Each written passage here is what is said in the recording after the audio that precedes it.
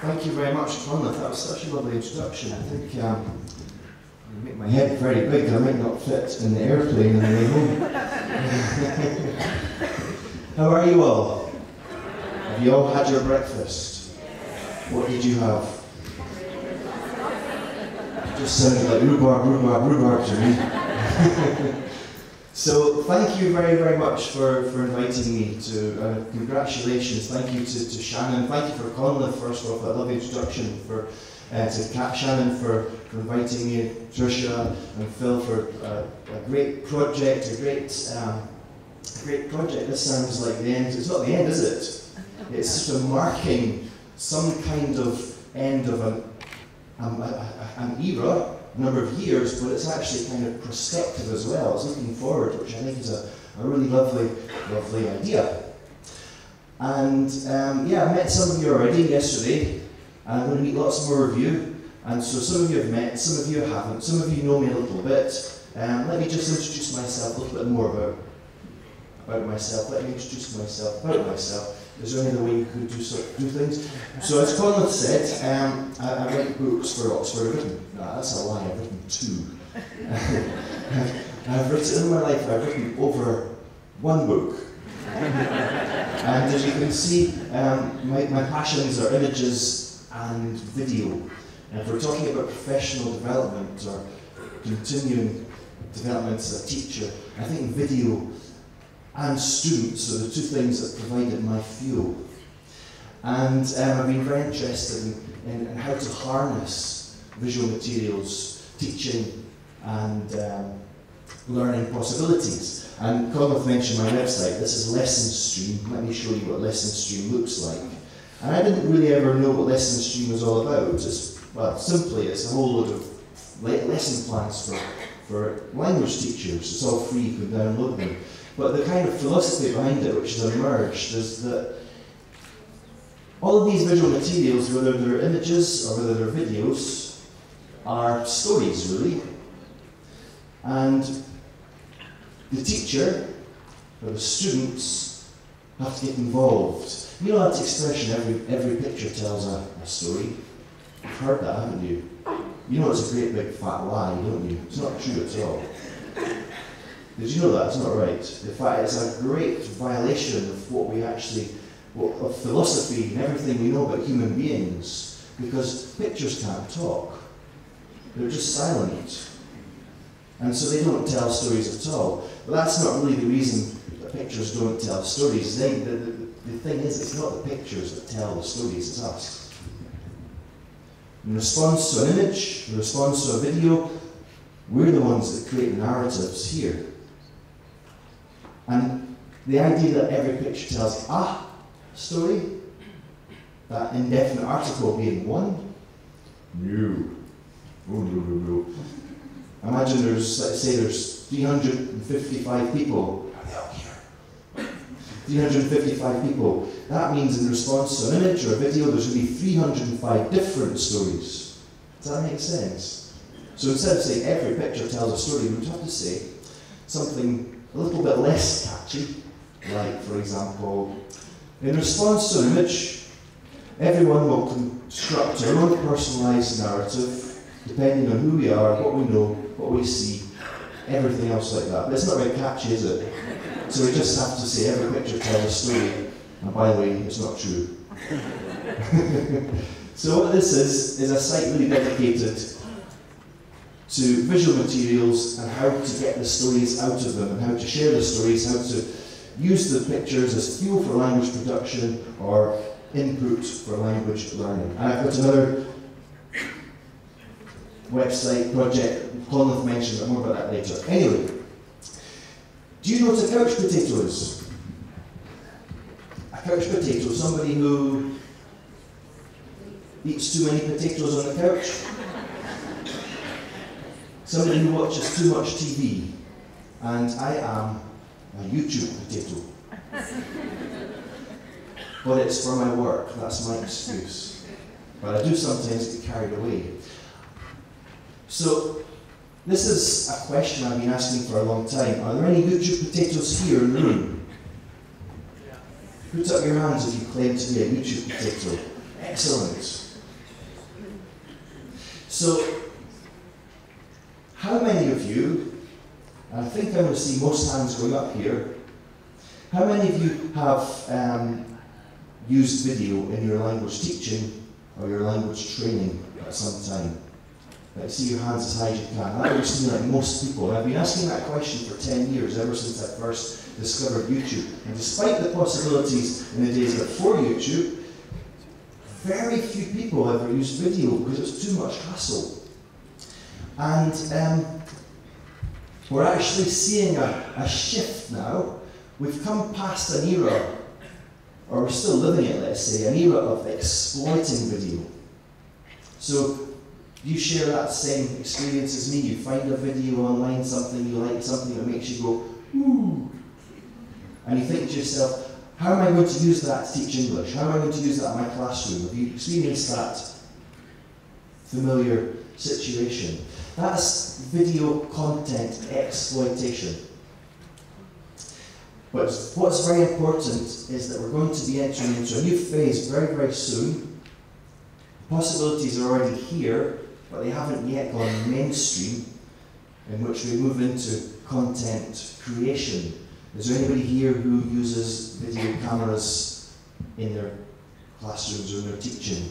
A few hands, but you see only a few people. If I come back, well, a bit more than, if I come back in 10 years and ask that question, it's going to be almost everybody. Because video is just a medium, like pen on paper. Video is an alternative medium. Spoken words on video as an alternative to pen on paper. Right, I've got a test for you. Some people claim to be YouTube potatoes, right? So you YouTube potatoes, the people that put up their hands, I've got a test for you. Have you ever seen these two little girls before? I actually don't know who they are. I don't know them, I don't even know their names. But I feel like, well, I don't know them personally, but I feel like I know them because I've watched this video so many times. Let me just explain what's happening here. Two little girls. I think their father is holding a video camera, filming them. They're about to watch their favourite YouTube video ever. And the father is filming the response, okay? So you get to see their response, but you don't get to see the video. And the test for you good YouTube potatoes is, what is the video that they're watching? And if you don't know, just consider, well, I don't know what kind of video it is, I don't know which video it is rather, but what kind of video could it be? What is the genre? Could it be maybe an advert, a short film, a piece of user-generated content, etc., etc.? Are you ready? Yeah. Okay. Okay, here we go.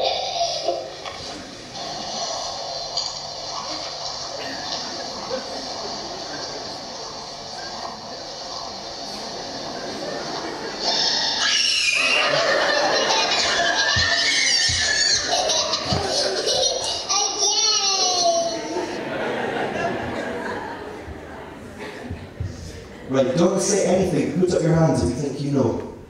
A few people, excellent. Ah, you can see Lisa knows you're some true YouTube potatoes in the room.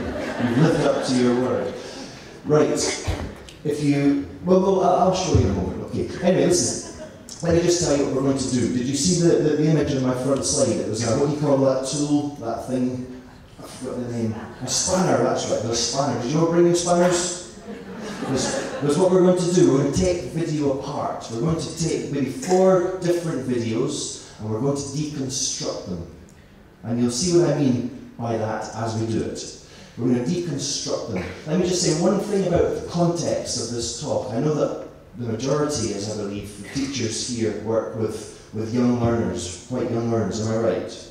Now, so I come from backgrounds where I work with teenagers who behave like very young learners. So I have some experience in that, but mostly my background is teenagers, upper secondary, let's say, and adults. So some of these activities, as I present them, possibly won't work in the way that I present them, but I hope that the principles can be used. So this is always the case in a situation like this. It's always the case. You have to adapt, and you have to think, and you have to think, can I use those principles, can I apply them to my context, and that's what it's all about. And then you can speak to each other afterwards to share your thoughts on this. Right, okay, let's get started. Deconstructing video.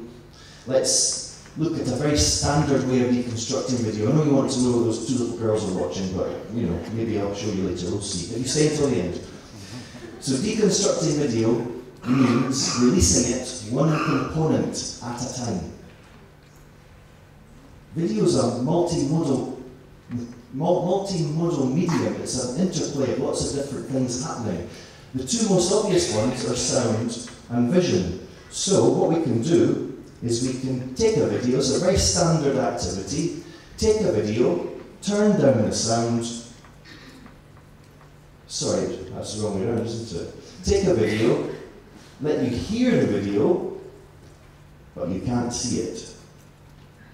And create activities and tasks accordingly. So what I'm going to let you hear, again, is the audio from the video that the two little girls were watching. And all you've got to think this time, again, is what's going on. Let your internal narratives take over and create a story. Okay? What's going on?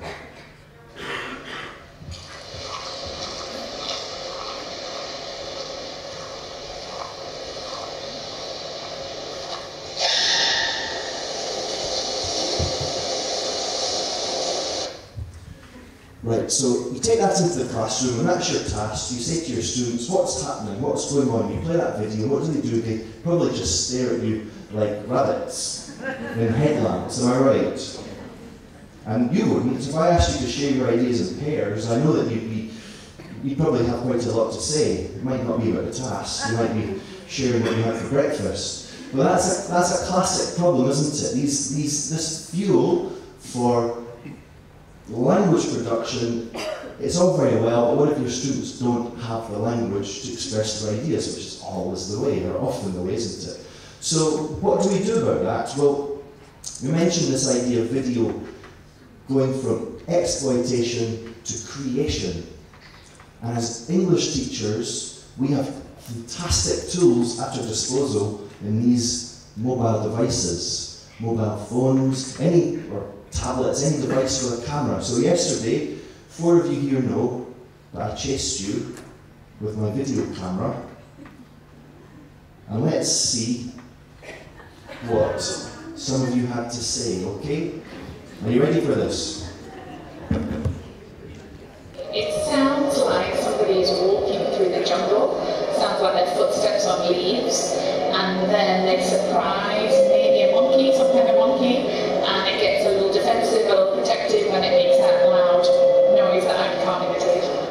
I think the person was walking alone, and there's a footstep behind one person was walking alone, and suddenly she saw something, and she was shocked. That's why she shouted, maybe he slipped over. Oh, maybe, yeah. The foot slippery. Yeah, maybe. What do you think? Or maybe she found something scary. That's why she was shocked. That's what I think. Yeah, I think so. From this sound clip, I can tell that it's the sound of a person walking alone in an alley. It probably be dark, and then there's a high-pitched sound that most probably be someone screaming or a cow screeching. That's what I heard. Wendy, did you say a cow? You say a cow? Oh, there's a car. I've spent some time wondering about that. Oh, I prefer the cow.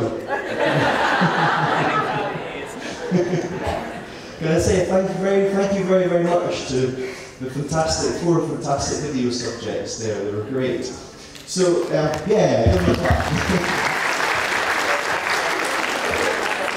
And let's go to, do you remember who said this? Whose words were these? Whose words were these? Now, this is a transcription of Anna's words. Would this text be good for your learners, or would it be a little bit too complicated, perhaps? A little bit too complicated, I heard someone say. So what do we do about that?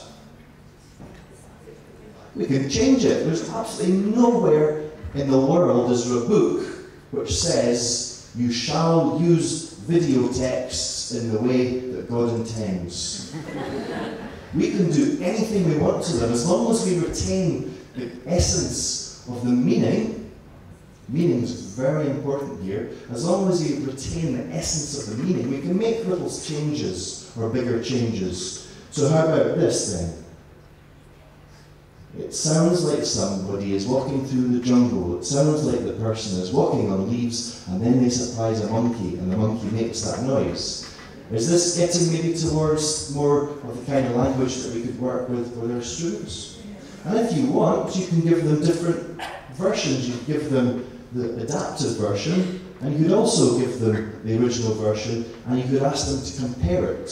And in fact, when you do that, you see very interesting things about spoken language. In fact, Anna was a very good communicator there. She spoke slowly and clearly, and the only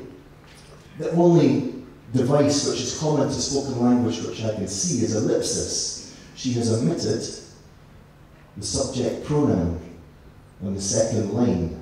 It sounds like somebody is walking through the jungle. Sounds like their footsteps on leaves. And these are the kinds of things you can notice when you transcribe. Usually, to transcribe spoken English is incredibly messy. But that doesn't mean we should be scared of it.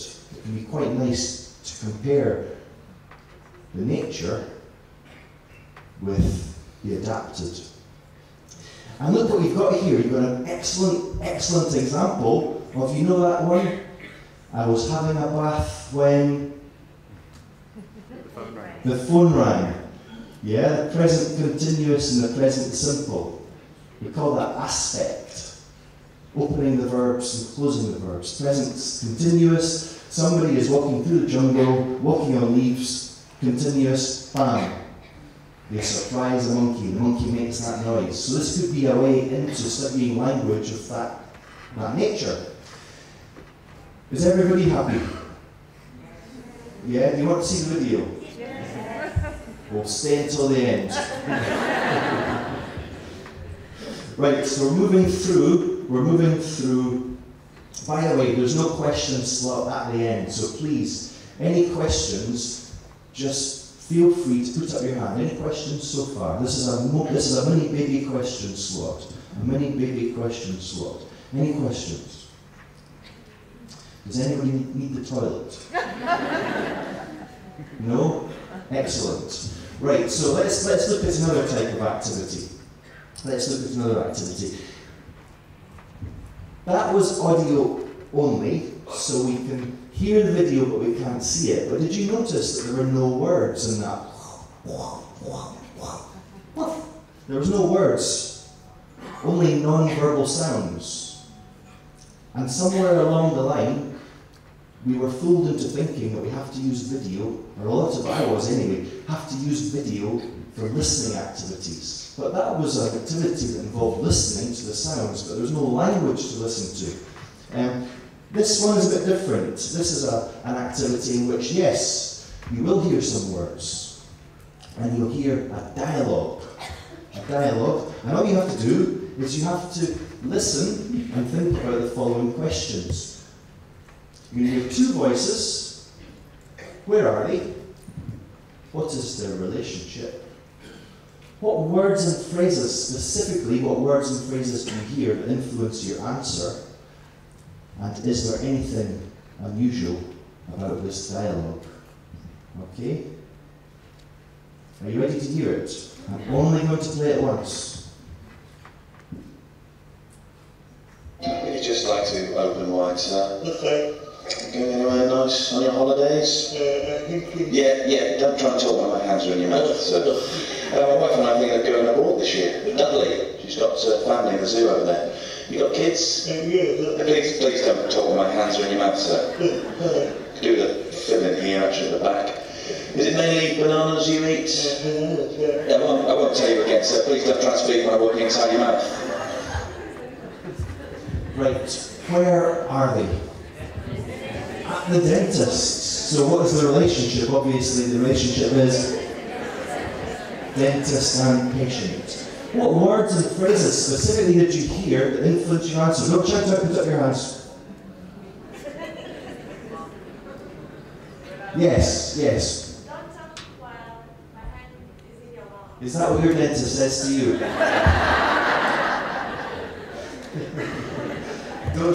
So what other situation would you have in which somebody's... Yeah. Put up your hands, what other words and phrases specifically did you hear? Yes. Open wide, classic dental speak. Yeah, yes. Who said that, the dentist or the patient? Any more, what else? Yes. Yeah, you heard the word filling, didn't you? Filling. So this is an activity that involves listening. But I wouldn't actually want to say that it's a listening activity. What's the difference? It's an activity that involves listening, but I wouldn't want to say that specifically it's a listening activity.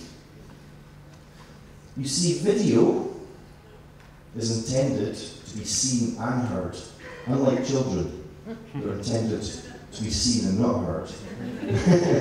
Video is intended to be both seen and heard at the same time. So, if you deny your audience, or your students, or your learners the visual, then you're denying them a very important part of the meaning. And as a result, you're making the task necessarily difficult. So it involves listening. We're maybe priming for comprehension of the video as we work with it. The next stage, we would want to see the video. We can do more language study activities, maybe move on to discussions as well. But the point is, don't use this audio-only type of activity specifically for listening activities, because you're denying your students a big part of the meaning, and you're making the job too difficult. But I do like this. What words and what phrases did you hear? And you're sort of pulling them out. In another video, it may be a little less of a solid context. You're pulling them out from here and from here and from here, and you're contributing to that internal narrative, and you're building up your picture, building up your story, but you don't have the full story yet. So this is what I would call a narrative seeding activity. In fact, the first one was as well. Remember the mystery sound? I almost told you what it was. But I didn't, did I?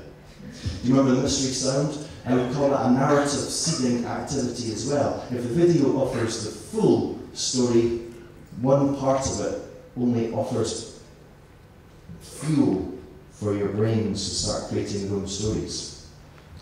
By the way, of course, I didn't mention your students. After watching the great videos from our great teachers, mentors, trainees, etc., mentees rather, sorry, they would be responding to those words and then creating their own. That made sense, didn't it? You knew that, right? Yeah, you knew that. I knew you knew that.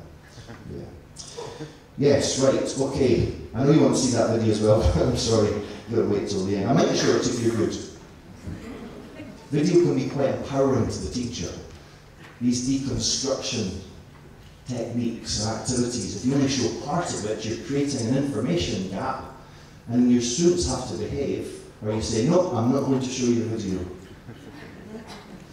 It can backfire, of course. Students can just say, we want to see the video, and they can mutiny. So you've got to be careful about that as well.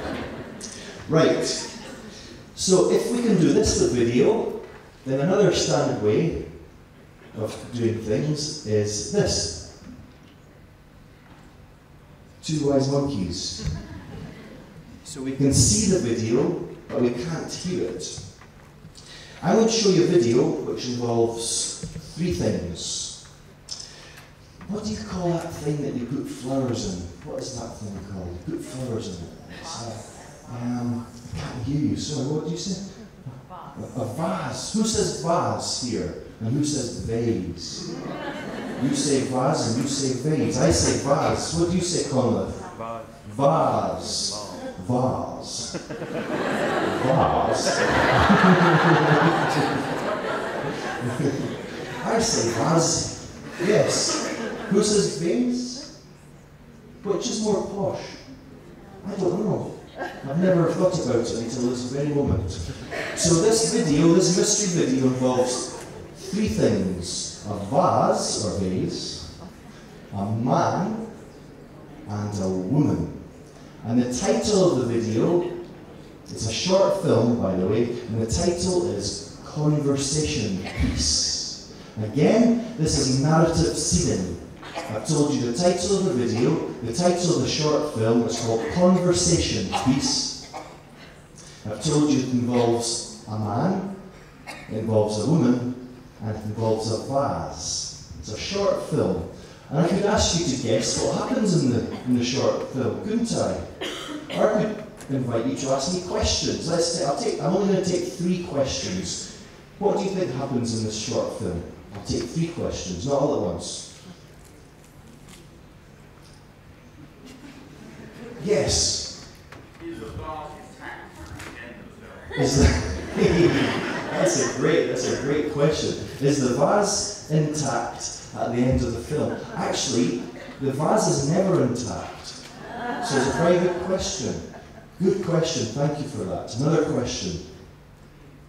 Yes, Trisha. Sorry, not Trisha. Angie. Trisha, did you just swap? Have they invented teleporting so early in the morning? Does the man bring the woman some flowers? Does the man bring the woman some flowers? Don't think so. I'm sorry. One more question. Yes.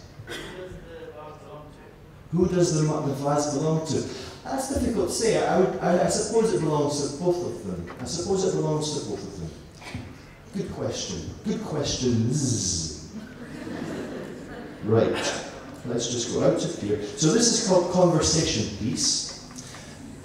And I've asked you what you think happens. You've asked me some questions. This is narrative seeding. You're primed. Hopefully you're engaged. And we're going to show you this clip. Just little parts at a time. Are you ready?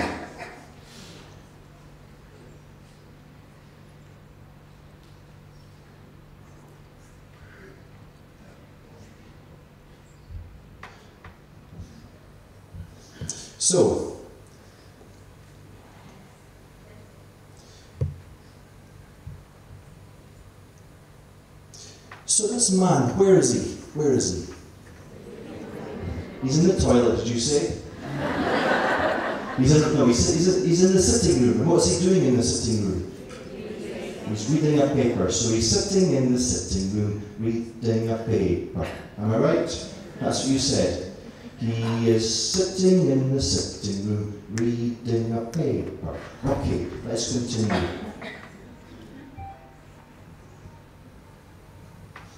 This lady, this woman, where is she, do you think?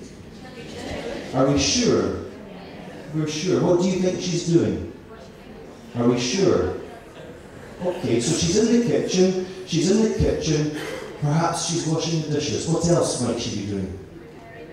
Preparing breakfast. What else could she be doing? Making a cup of tea. We can't be sure because we can't see, so we could use language there of modality for speculation, all sorts of possibilities. What do you think their relationship is, the man and the woman? Husband and wife. What makes you say that? You don't know them.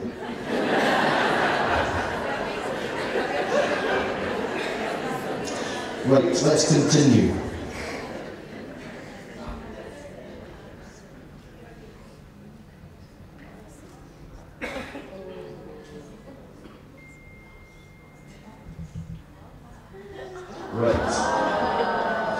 What is that object? Do you remember? A vase. You forgive me for treating you like my students, okay? In the name of demonstrating some activities. It's a vase. And what's the problem with the vase?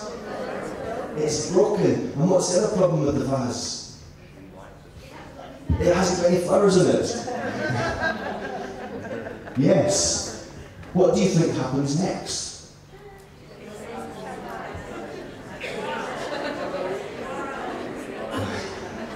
Let's find out.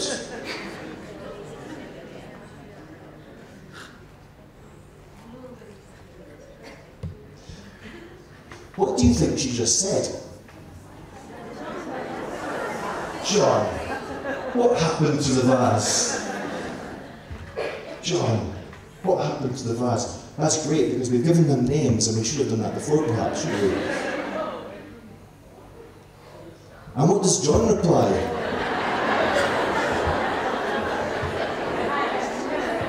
I've no idea. I've got no idea. And then we could ask how this dialogue continues, how this conversation piece plays out. Let me just show it to you without interruptions.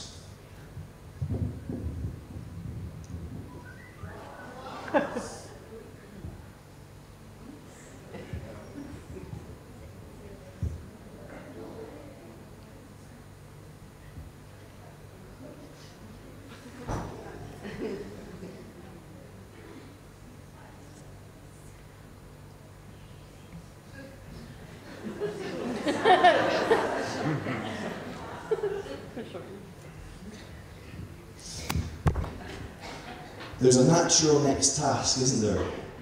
What's the natural next task? What would you get your students to do here? Yeah, you ask them to write the dialogue. That's what I've heard some of you say there. So you can ask them to write the dialogue. Have you tried this type of activity before?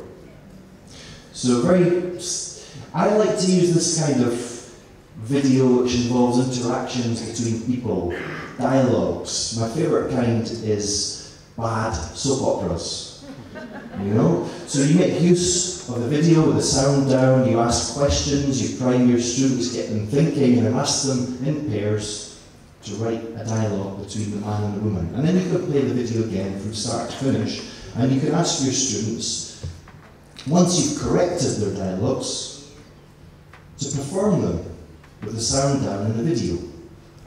But don't encourage them to try and synchronise the mouth movements, because it's impossible. This is dubbing, and as we all know, dubbing has to be done badly. Yeah? Would you like to see the video with sound up? I'll be kind on you, okay? Because I know that's what you're thinking.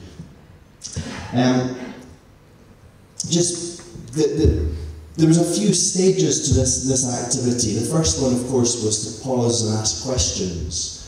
And the secret to that is to prepare. Work with the video first, watch it a few times, and think, what can I ask? What questions can I ask? What words can I elicit? What structures can I elicit? What words can I teach? What structures can I teach? Sitting in the sitting room, reading a newspaper. Standing in the kitchen, possibly making breakfast. Standing in the kitchen, she might be washing up, etc., etc. And I have notes, I've got some notes right in front of me here, and this is what they look like. So I actually make a note of the questions, but also make a note of the time that I have to pause the video at. So this is a great example of the video being the material, but in fact, it's the interaction between the people in the classroom, the teacher and the students, which is the important part. So again, video is the fuel, but the communication is between the people. Okay, here's the video with the sound up.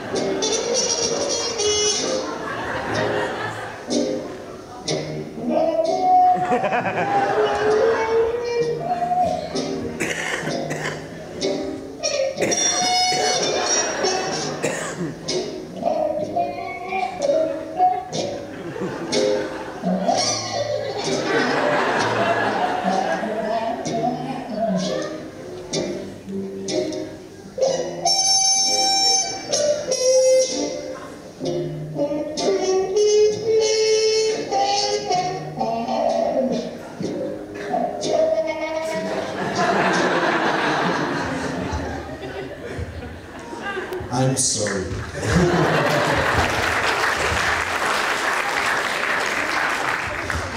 I can read minds, did I ever tell you that? I can read minds, and there's somebody here thinking, this is all very well, Jamie, but where can we find these videos? Who's the person that's thinking that? Yeah? I meant to say at the beginning, don't worry, there's a handout. I'll put these texts and these links to the videos in a handout, and I'll get them to Shannon. Will you be able to put them on the site, or how are you going to distribute them? Yes. There's a way. There's a way. I'll give you my email at the end as well, in case the way doesn't work, and I can send you the PDF. And that applies to the workshop from yesterday and the workshop for today as well. Is everybody happy still? Yeah? Right, so let's move on and let's keep going. Any questions? A miniature baby question slot again. Any more questions about theory, or things you want to say, or things you want to ask, or things you want to challenge, or anything? Not anything. Some things wouldn't be appropriate. Okay, so should we go on then? Alright, let's go on. How are you helpers at the back? Are you having fun? You're doing a great job. People have been talking about you, they've been saying very good things. And it's been noticed. Right, visual narratives. This is the part of the video which is often forgotten, because a video offers a story. Sometimes there's no words, and we can use that story to teach the language. Let's give you an idea here. I'm going to show you a video which is called Going for an Audition. Going for an audition. Who goes for auditions? Who do you think in this video goes for an audition? Who do you think? Actors. Actors go for auditions. Models go for auditions, exactly. So let's have a look. One question before we get into this story. What do you say to your students when they're, you go into the classroom and they're running around and shouting and screaming and throwing things and fighting and laughing? What do you say to them? There's a number of different things you could. I'm just interested. Do you know the phrasal verb to mess around? To mess around. It's a good phrasal verb, it's one of my favourites. Stop messing around, stop messing about, it's the same thing. But you can change the mess to monkey. Stop monkeying around, stop monkeying about. But you knew that, I know you knew that. So anyway, going for audition. I'm not going to tell, this is a routine, this is a daily routine. This is a day in the life of a protagonist who goes for an audition. I'm not going to tell you what the audition is for. I'm going to tell you the verbs that we would use to describe this routine. And you've got to guess what it is that our protagonist does. And it's a he. So the first thing he does is he leaves, third person singular. That's my symbol for third person singular in my classroom. Third person singular. He leaves his house. He leaves his house. And then he takes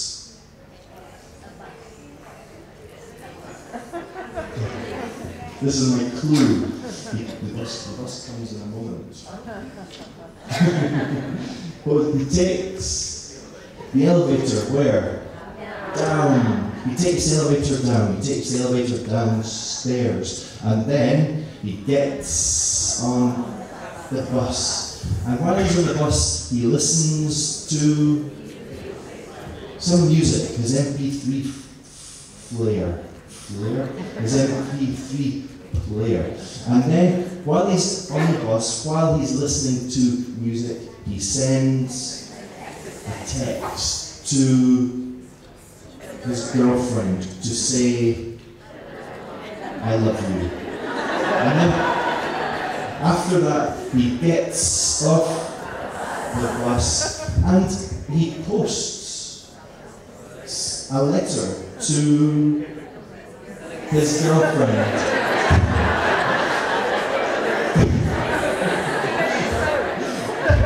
To say I still love you. And then he waits for the lights. Infinitive, he waits for the lights. Infinitive to... Well, he waits for the lights to change, to go green, the lights to go green. And then the lights go green, so he crosses the road. And then he goes into the venue. And he goes up to, or he goes over to, whichever you prefer, the receptionist. And he gives her his resume. His resume, I'm guessing. And then he waits in the waiting room. Remember? Sitting in the sitting room, waiting in the waiting room. And then he goes into the audition room. And in the audition room he takes off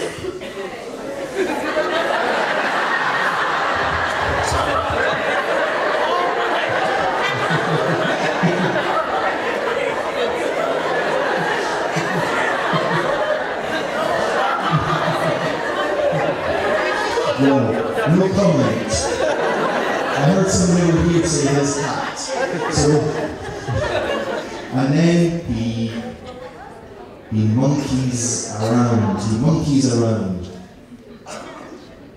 And then he puts back on.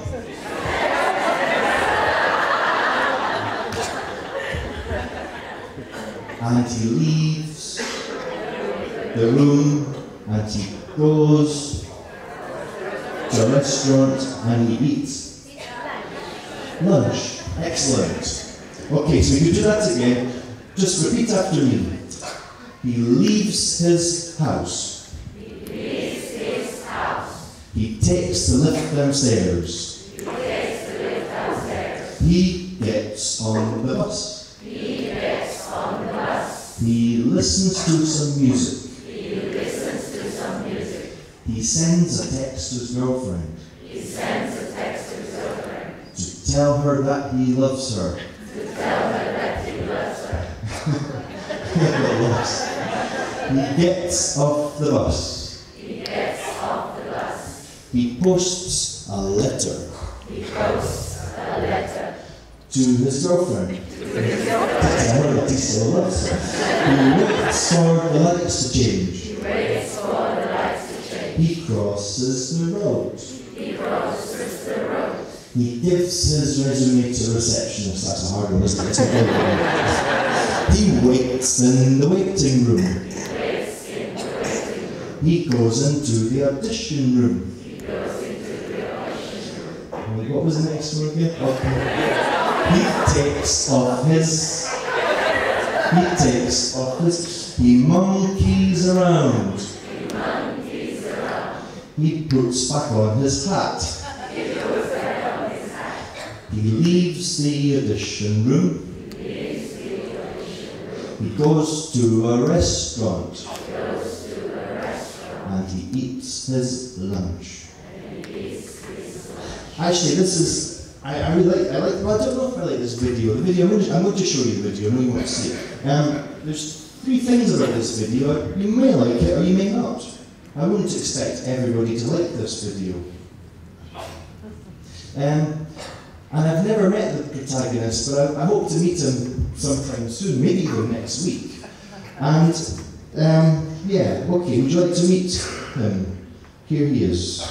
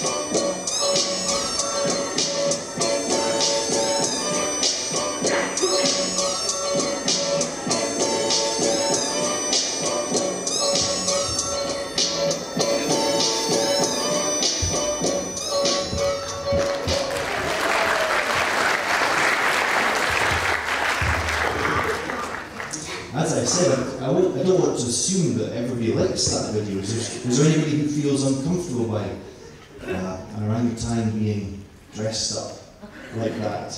And this is something that we could talk about. Do you know why this video exists? It's a very important question when you're working with video these days. Television was always structured.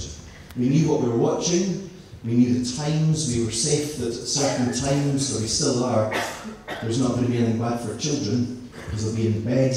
We know when we're seeing adverts, we know when we're seeing a nature documentary, when it's sport. TV is structured and scheduled. Online video is not. Anything can come at you. And two questions: why does this video exist? And who created it? They're very similar questions in a way, because once you know who created it, you tend to know why. Do you know why this video exists? It's funny because that's the answer I always get when I ask that question. But the second question, if I were to tell you that it was an advert, would you agree with me or not? Okay, if it's an advert, what's it an advert for? Which brand? Isn't that funny? You didn't know why the video existed, but then I told you it's an advert, everybody knows it's an advert for Levi's jeans. How do you feel now?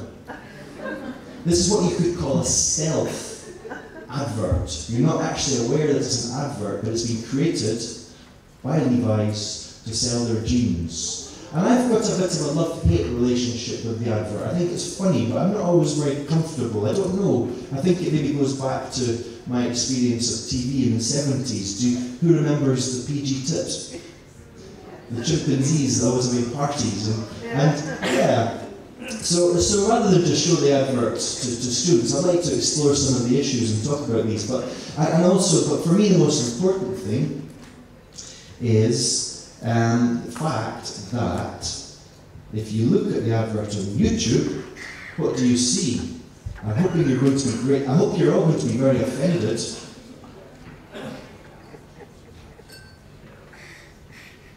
As Indonesians, you should be very offended. Oh, sorry, I must have made a mistake. Oh no. You see what I did there? I know you're not Indonesians. Super Chill is not a monkey. He's an ape, isn't he? So, isn't that terrible? How do you think he feels? So I've always liked to get my students to write letters to the creators of the advert to explain the importance of getting it right. That orangutans are not monkeys, they're apes. Just as I'm not English, I'm Scottish. And you're not Indonesian. Right, let's move on quickly. Stills. We can take any video and we can use screen captures. Do you know what I'm talking about, screen captures? To take a picture of your screen. So we could set up an activity. Imagine you did that orangutan advert, and another day you want to introduce or practice or revise or work with the present continuous. So we can show pictures and ask students, what is happening? What's he doing? What is he doing? Shout out your answers. He's crossing the road. So you're using the same language, or rather the same lexis, but with a different structure. What's he doing? He's leaving his flat. What's he doing? He's taking the elevator downstairs. And you could turn this into a competition. You could put your students into 3 groups, show them some images, and they have to confer, and they have to write down their answer. He's listening to his music. He's sending a text. So any video can be used to extract non-moving images in this way. And you could also ask students as a memory test to recall and write down everything that he did. So the first thing we did was we went through all these different actions through Super Chill's routine. That was very much present continuous. When we talk about films, when we talk about jokes, when we talk about stories, it's very often usual to use present narrative tenses. he does this, he does that, he does this, he does that. He's walking through the jungle, he scares a monkey, president, narrative texts. You see? But then we can go back to recall what he did. So you're reporting it using past simple, and then later these images we can use present continuous. So it's 3 structures for the price of 1. That's quite value for money, isn't it? Right, okay, almost through this. Transcripts. Now, we mentioned before that video is often associated with activities that involve listening, right? In fact, video can lend itself incredibly well to activities that involve reading. And the key is to get a transcript. Have you seen this before ever?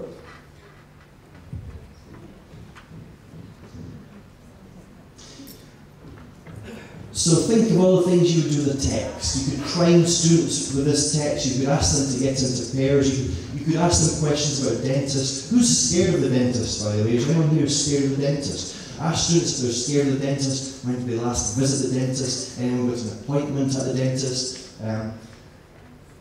And then you could ask them to guess things that dentists say. What kind of things do dentists say? Professional things and small talk as well. And then you could show them this text. And again, you might notice that this text is a little bit different to the one we heard before. Because remember, you don't have to be a slave to the video. You don't have to use the text in the same way. The actual text that you're going to hear looks like this. But it's quite long. And there's some cultural references, there's some low frequency language, there's some structures that are very native language speaker norm, and we can change it to make it more friendly to our students. Would you like to meet the dentist and the patient? Okay, I'm sorry to do this to you again. Would you just like to open wide, sir? You anywhere nice on your holidays? Yeah, don't try and talk when my hands are in your mouth. So. My wife and I think of going abroad this year. Dudley, she's got family in the zoo over there. You got kids? Please don't talk when my hands are in your mouth, sir. Do the filling here, actually, at the back. Is it mainly bananas you eat? I won't tell you again, sir. Please don't try and speak when I'm walking inside your mouth. Right, I'm sure achieve a good taste. It's not bad actually. Not what's done, just need to smell your breath. Oh, that's rank.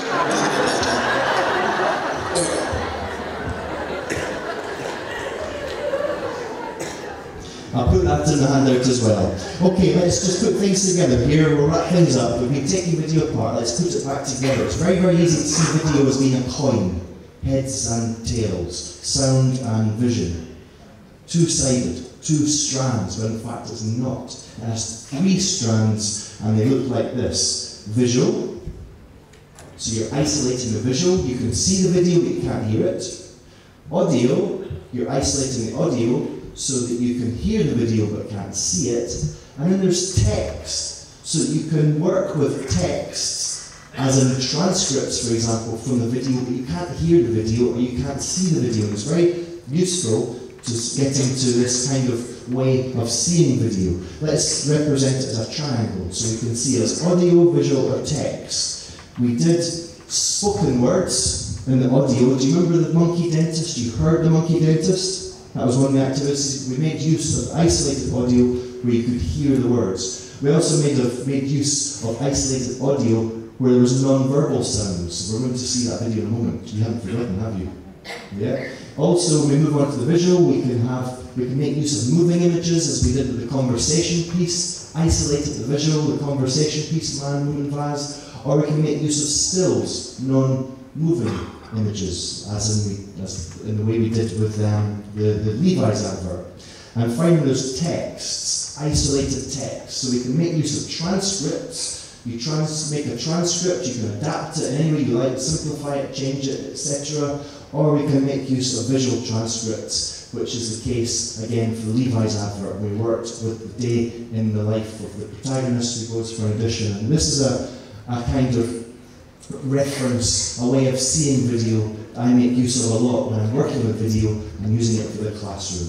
Okay, very finally, and this is my website, Video Telling. It's a book that I'm writing on storytelling. The stories, as Connell says, come from videos. This is a website. Please feel free to subscribe. If you subscribe, you get some exclusive material every now and again, and also a discount on the price of the book. So that's at videotelling.com. Also, this, you might remember this. What was my promise? I said I would let you. Let's just see what they. Here we go.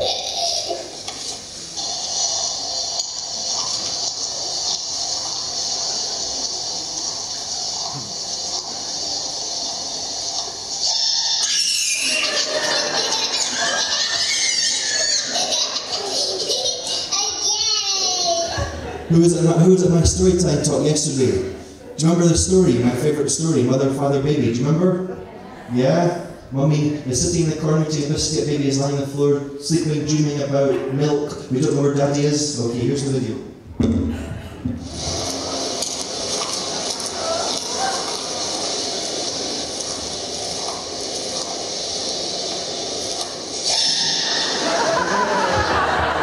What do you have to say? One word? Again.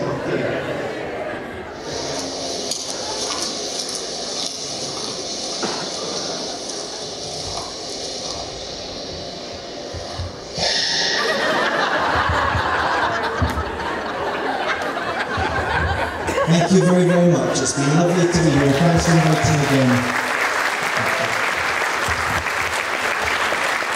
Please come and say hello and speak to me.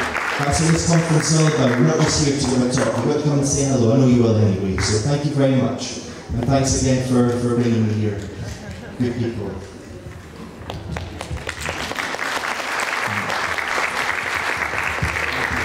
Thank you, Jamie Keddie, for your very exciting and useful ideas for using video. At this time, we'd like you all to proceed to our morning workshops taking place at 9:30. We have a small transition.